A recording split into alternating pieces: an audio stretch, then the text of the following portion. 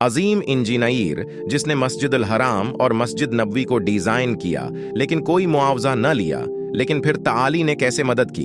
वो एक मिस्री इंजीनियर और आर्किटेक्ट था जिसने जाहिरी दुनियावी बोदुबाश से दौर और नामालूम रहने को तरजीह दी।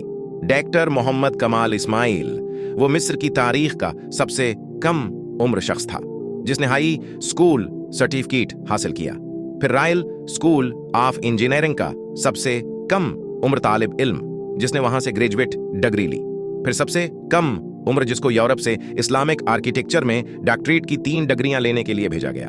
उसके अलावा वो सबसे कम उम्र नौजवान था जिसने बादशाह से नाइल, स्कारिफ और आयरन का खिताब हासिल किया। वो पहला इंजीनियर था जिसने हरमीन शरीफीन के तोसिये मंसूबे की तामीर और अमल दरामद के लिए अख्तियारात संभाले।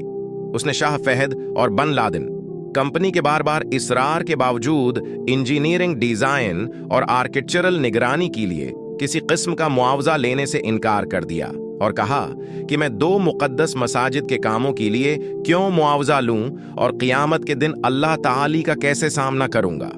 उसने 44 साल की उम्र में शादी की और उसकी बीवी ने बेटा जन्म दिया और ज़ुचगी के बाद फौत हो गई। उसके बाद वो मरते दम तक इबादत इलाही में मसरूफ रहा। उसकी उम्र 100 साल से ज्यादा थी और दुनिया और मीडिया की चौंध से हटकर गमनाम रहकर हरमीन शरीफीन की खिदमत की। इस अजीम आदमी की हरमीन शरीफीन में नस्ब किए गए सफ़ीद पत्थर के हुसूल की भी बड़ी दिलचस्प कहानी है। ये वो पत्थर है जो हरम मक्की में मताफ छत और बाहर सहन में लगा है। उसकी खुसूसियत ये है कि गर्मी को जज्ब करके फर्श की सतह को ठंडा रखता है। ये पत्थर एक मुल्क ग्रीस में एक छोटे से पहाड़ में दस्तयाब था।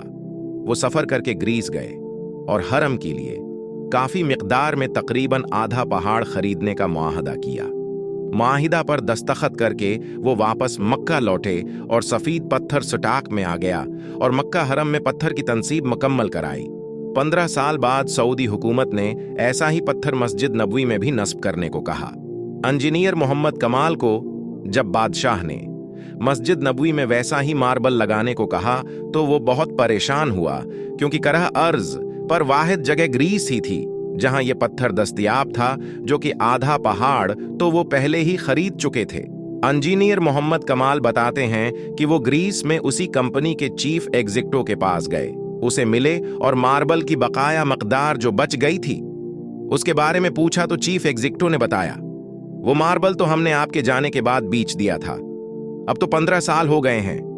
कमाल बहुत अफसरदा हुआ और मीटिंग छोड़कर जाने लगा तो आफस सेक्रेटरी से मिला और गुजारिश की कि मुझे उस शख्स का उत्ता पता बताओ जिसने बकिया तमाम मार्बल की मिकदार खरीदी। तो उसने कहा, पुराना रिकॉर्ड तलाश करना बहुत मुश्किल है, लेकिन आप मुझे अपना फोन नंबर दे जाएं, मैं तलाश करने की कोशिश करती हूं। उसने अपना नंबर और होटल का पता दिया और अगले दिन आने का वादा करके चले गए। कमाल ने सोचा कि मुझे क्या जरूरत है कि किसने खरीदा, अल्लाह खुद ही कोई बंदोबस्त कर देगा।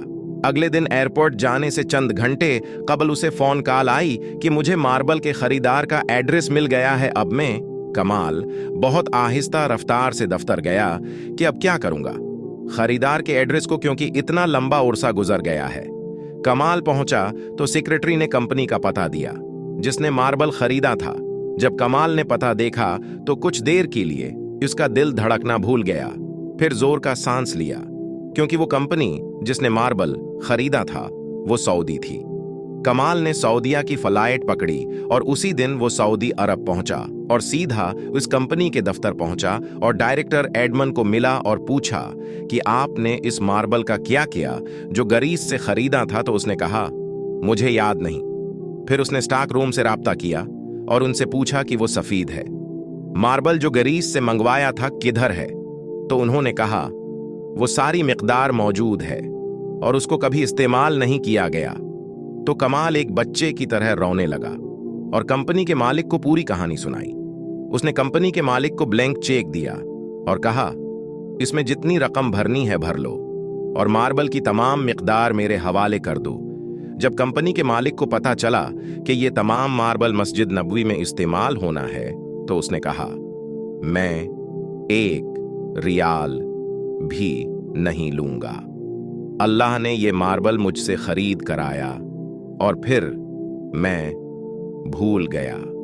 इसका मतलब यही था कि ये मार्बल मस्जिद नबवी शरीफ में इस्तेमाल होना है।